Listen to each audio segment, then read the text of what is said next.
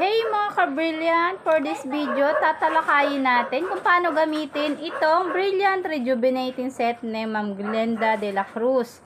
No, sino ba naman ang hindi nakakilala sa kanila endorser na si Miss Andrea Brillantes. Tatalakayin natin sa video ito kung paano gamitin, kung ano ang mga side effect ng paggamit ng rejuvenating cream at yung kanyang kanya-kanyang usage o yung paano gamitin yung laman ng isang Rejuve set. Yung papakilala ko muna, meron siyang topical cream. Ito po yung Rejuve cream. Meron din siyang kasamang sunscreen. Meron pang lip tint, no? At meron po siyang toner. Topical toner po ito. Solution, topical solution. At ito nga pong kanilang Kojic soap. Ano nga ba natin gamitin? Yung papakilala ko muna. Ito po siya, ito pong sunscreen. Alam niyo naman kung para saan to. Protection para sa araw. Every 2 hours po pwede siyang gamitin. Ito naman ay Kojic soap po ito. Yung sunscreen, papakita ko sa inyo kung ano yung itsura ng laman ng sunscreen. Ito po, ayan, bubusa. Ginagamit ko po ito palagi. Ayan po. Ganito po siya ang laman. At may amoy po siya. Medyo mild lang ho yung amoy niya. Pero kaaya-aya po yung amoy niya. Ito pong topical cream nila.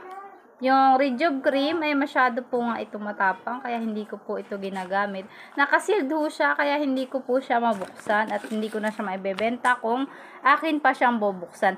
Ito naman pong toner. Recommendable lang po itong gamitin ng 1 to 2 times a day nga po. May nakamaganda daw po ito before bedtime.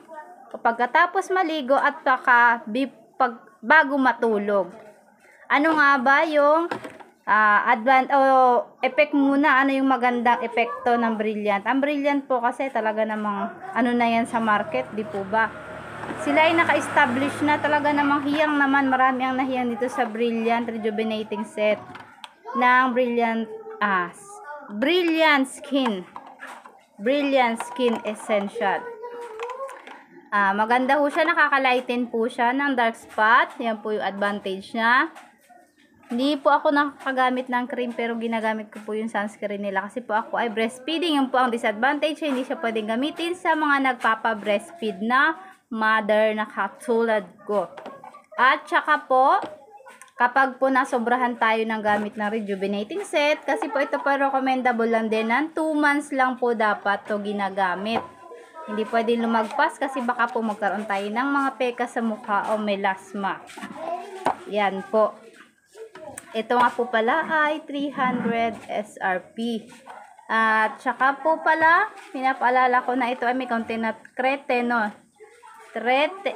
hydroquinone tretinoin. Ito po ay mga chemical na bawal po sa buntis. Yan. Hi, kamo, hi. Si mama nagbablog. Ito po ang rejuvenating cream ng rejuvenating set ng Brilliant Skin Essential. Huwag ka magulo na. At paano tayo makakapag-vlog ng ayos kung yan po mga ka-brilliant. Ito po ang rejuvenating set Brilliant Skin Essential. Ang review ko po sa kanya ay out of 10. Siya po ay 10. Yan, maganda po ang epekto talaga nitong Brilliant Skin Essential. Depende na lang po kasi nahiyangan nga lang din po ang paggamit ng mga produktong pampaganda. Edgar. Hanggang dito na lang po ang ating vlog. Goodbye. See you in another vlog.